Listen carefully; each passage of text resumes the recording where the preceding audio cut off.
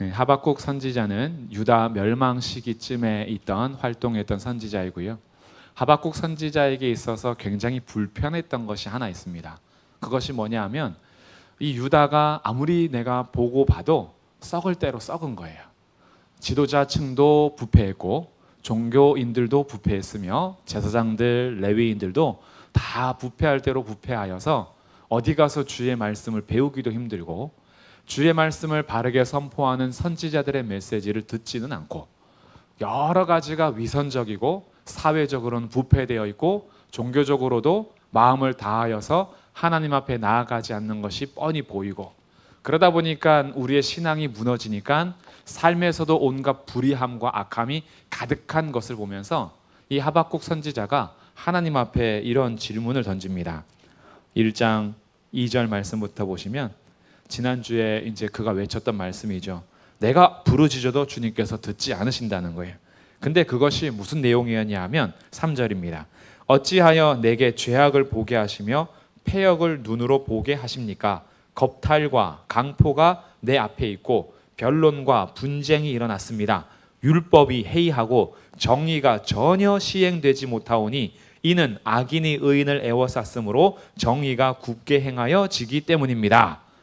악인이 의인을 애워쌌다는 것은 의인이 살 수가 없다는 거예요. 포위를 당해서 의인이 정의롭게 살려고 그러면 오히려 짓밟히니까 세상에는 겁탈과 강포와 변론과 분쟁이 이 법을 해이하게 해서 하나님의 말씀이 우리의 기준도 되지 않고 말씀을 지켜야 된다라는 그런 분명한 신앙도 없고 이 사회 전체가 무너져가는 것을 왜 내게 보게 하십니까? 이건 무슨 뜻이냐면 하나님 왜 가만히 계십니까? 이런 거예요. 하나님이 지금도 살아계시고 통치하신다면 주님께서 왜 이것을 가만히 두십니까? 주님이 악이 판을 치고 있는데 의인들이 지금 못 살고 있는데 숨쉴 공간이 없어서 포위당하여서 완전 의인들이 짓밟히고 있는데 주님 뭐 하십니까? 이거죠. 이것이 왜 침묵하십니까의 그 외침이었어요. 주님 아무리 부르짖어도 주님 왜 들어주지 않습니까? 이런 기도를 했겠죠. 하나님 주님의 정의를 나타내 주십시오. 하나님 주님의 공의를 나타내 주십시오. 하나님 이 땅이 다시 율법으로 부응하게 해 주십시오. 하나님의 말씀이 선포되고 주의 말씀을 따라서 백성들이 살아나게 하시고 말씀을 순종하는 자들이 일어나서 말씀에 순종하지 않는 자들이 오히려 망함으로 하나님 말씀을 지키고 따라야겠구나. 그래서 하나님 주님의 뜻을 보이시고 주님의 정의를 나타내 주십시오 라고 아마 기도했던 것 같아요. 이런 내용은 없어요. 근데 이 내용에 추측해 보니까 하나님의 의로우심을 나타내길 바랬던 거예요. 그런데 하나님이 의로우심을 나타내지 않고 가만히 계신 것 같은 거죠. 세상은 점점 악하고 저희들도 이런 상황들을 마주할 때가 있죠. 하나님 어찌하여 가만히 계십니까? 근데 우리가 조금 혼돈하지 말아야 될 것은 이스라엘과 대한민국은 다릅니다. 이스라엘은 종교와 정치가 하나인 나라였어요. 우리는 그렇지 않죠. 대한민국은 정치와 종교가 하나인 나라가 아니에요. 그러니까 이스라엘은 율법이 곧 그 나라의 법이고 종교였기 때문에 그 나라의 부패는 종교로서도 부패했던 거예요. 말씀을 따르지 않는 것. 그러니까 오늘날 우리가 비교할 때는 뭐로 봐야 하냐면 교회로 보셔야지 조금 더 이 입장이 맞아요. 교회를 보면서 교회가 다 부패하고 썩은 거예요. 교회를 보니까 하나님 말씀에 권위가 없어. 하나님 말씀을 아무도 안 들어. 하나님 말씀에 대해서 성도들이 해이해지고 말씀을 가르치는 자도 없고 목사도 부패하고 장로도 부패하고 모든 이 성도들이 다 직분자들도 다 해이해지고 부패가 되어 있어서 교회에 왔는데 썩은 냄새가 나고 온갖 겁탈과 강포가 나타나요. 거기에 소수의 성도들이 간절한 마음으로 하나님 앞에 기도하는 거예요. 하나님 교회가 이렇게 무너져 가는데 주님 뭐 하십니까? 주님 우리 교회를 다시 바르게 세워주십시오. 하나님의 의를 나타내 주십시오. 막 기도하는데 주님이 안 들어주시는 거예요. 교회는 계속 썩은 냄새가 나는 거예요. 이런 아픔이 하박국의 외침이었던 거예요. 주님 뭐 하십니까? 그랬더니 주님이요 응답하십니다. 뭐라고 응답하시냐면 5절부터 응답인데 5절부터 이렇게 요약하면 이렇게 응답을 하십니다. 걱정하지 마. 내가 너네들 망하게 해줄게 이러는 거예요.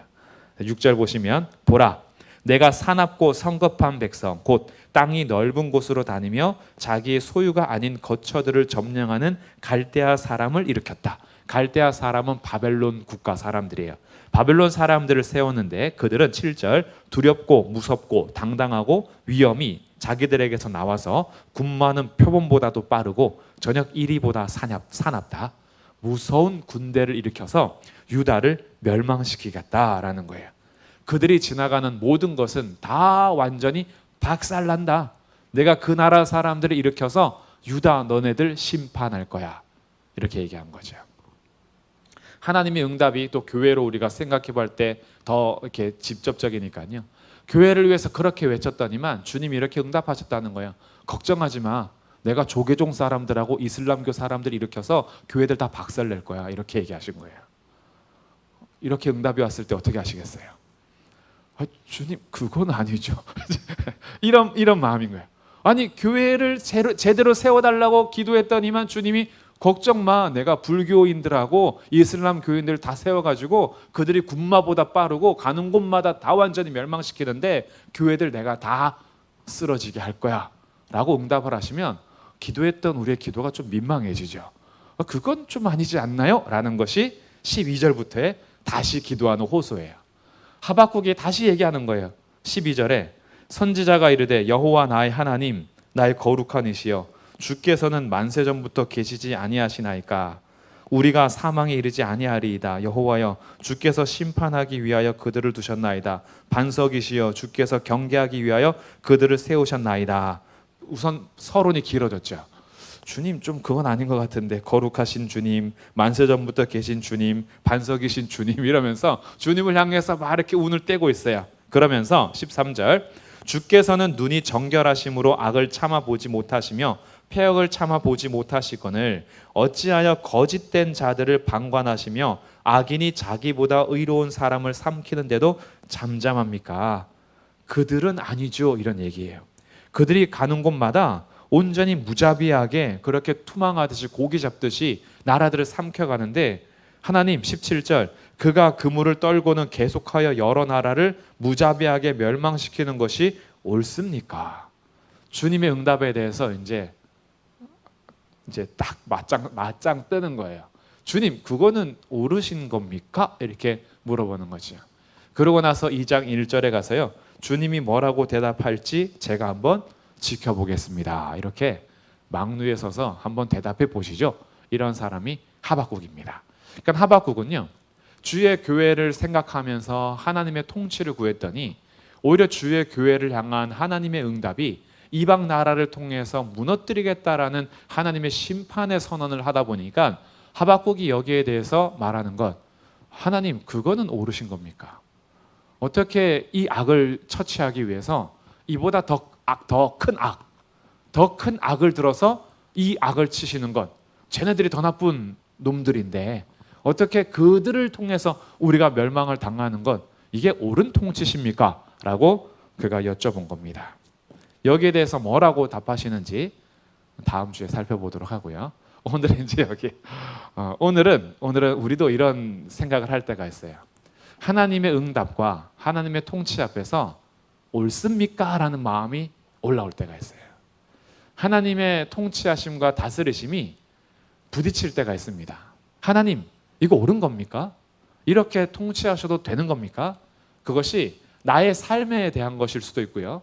아니면 다른 사람의 삶을 보면서 그런 질문을 할 수도 있고요.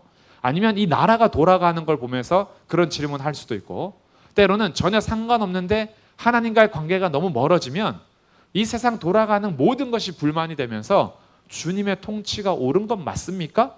주님 선하신 건 맞습니까? 주님 지혜롭습니까? 주님이 어떻게 이럴 수가 있나요? 라는 마음들이 우리들에게도 늘 올라올 때가 가끔씩 있을 겁니다.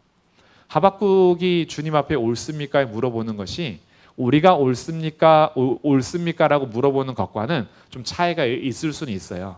우리들은 하박국과는 다르게 사실은 작은 것 하나하나에도 주님을 더 많이 알지 못해서 우리가 스스로 던지는 질문일 때가 많이 있기 때문에 하박국이 물어보는 배경과는 조금 다른 의미에서 주님의 통치를 옳습니까? 라고 물어보는 경우도 있겠지만 어쨌든 오늘은 우리가 그 이야기를 잠시 생각해 보는 겁니다. 기도의 자리에서 우리가 주님의 통치 앞에 옳습니까? 라고 물어보는 그 깊은 곳에 가지고 있는 깊은 곳은 뭘까? 이렇게 생각해 보는 거죠. 하나님의 통치에 대해서 옳습니까? 라고 물어봐야 하는 나의 물음에 대한 그 깊은 근원은 무엇일까? 라고 생각해 보면 찾고 찾아가다 보면은 불신이에요. 하나님을 믿지 못하겠는 거예요. 하나님이 뭘 믿지 못하겠는지는 좀 다르겠죠. 하나님이 선하시다라는 걸 믿지 못한다거나 하나님이 날 사랑하신다라는 걸 믿지 못한다거나 하나님의 통치하시는 것이 정말 세세하게 만물을 통치하신다라는 것을 믿지 못한다거나 뭘 믿지 못하는지는 이유들이 좀 다 다를 겁니다. 그 찾아내는 건. 그런데 공통적으로는 주님의 통치에 대해서 불신이 생길 때 물어볼 수 있어요. 옳습니까? 라는 거죠. 우리가 기도하면서도 내가 원하는 것이 있어요. 이렇게 해줘야지만 주님이 선하시고 주님이 인자하신 것이고 주님이 사랑하시는 것이고 옳으신 것이라고 생각하며 기도했는데 주님께서 내가 생각한 것과는 전혀 다르게 응답하실 때 주님 옳습니까? 이렇게 생각할 수 있죠.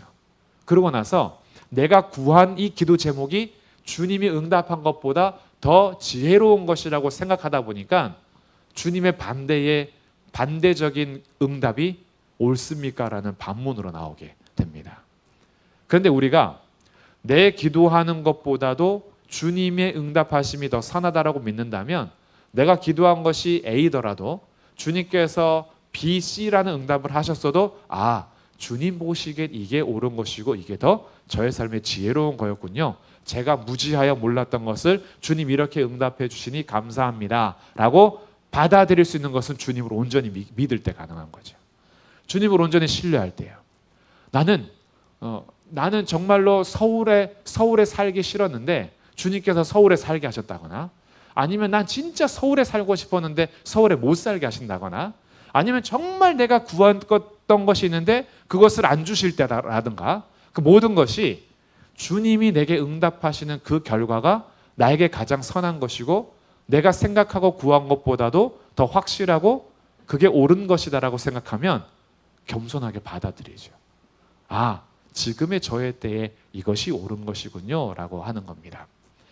이것은 나에게 응답하는 기도의 응답뿐만이 아니라 이 세상을 통치하는 모든 순간에도 우리가 이해되지 않는 것들이 많아요.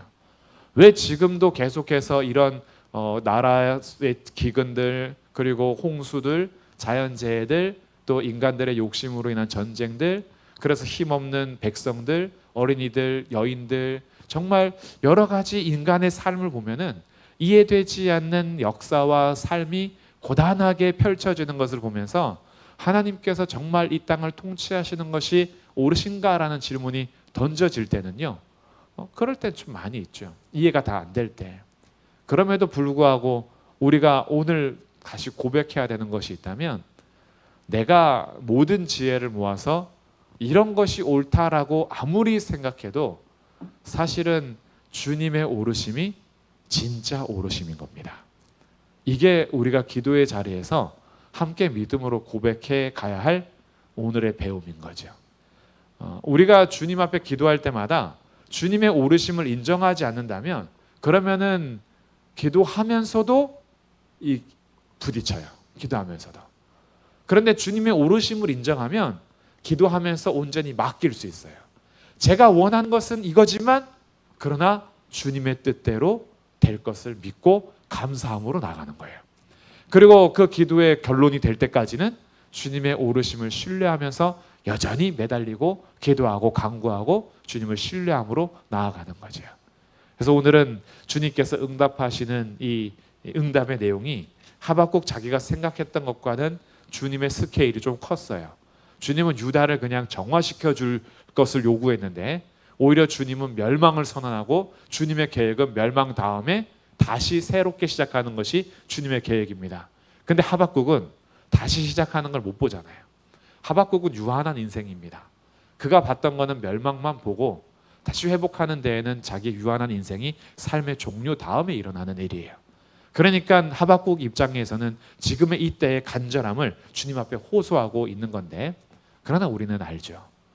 하박국도 나중에는 알겠죠. 자기 인생에서 다 이해할 수 없었던 것을 죽음 이후에 천국에서는 알게 되겠죠. 그리고 우리들은 구약의 역사를 보면서 하나님의 오르심이 어떻게 나타나는지를 보게 됩니다. 우리 인생도 그렇지 않을까요?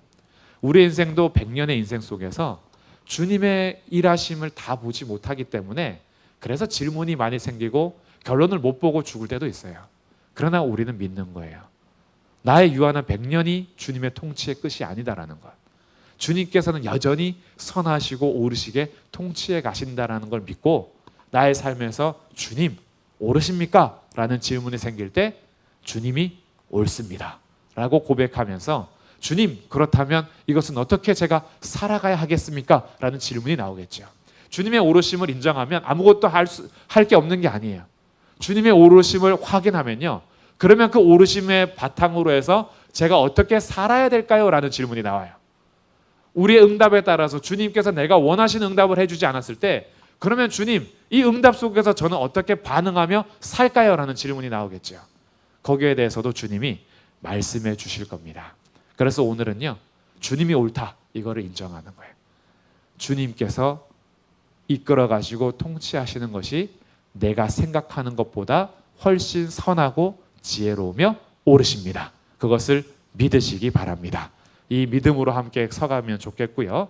기도의 자리에서 그 믿음을 온전히 주님 앞에 맡겨 하나님의 오르심을 우리가 신뢰하고 주님의 통치를 믿는 믿음 안에서 우리의 삶을 잘 세워가는 복된 삶이 되시기를 주님의 이름으로 축복합니다.